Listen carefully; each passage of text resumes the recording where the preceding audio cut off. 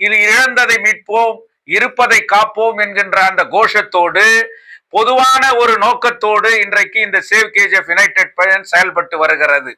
March 1 ஒரு மாற்றத்திற்கான நாளாக தங்க வயலிலே அமைக்கப்பட வேண்டும்.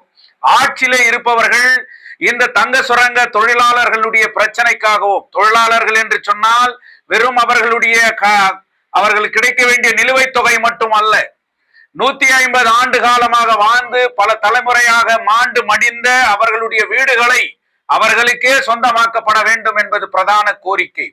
26 ஆண்டு காலமாக கோலார் தங்க வயலில் ஒரே ஒரு மாற்று தொழிற்சாலை ஏற்படுத்துவதற்கு கூட எந்தவித முயற்சியும் நடப்பதாக தெரியவில்லை.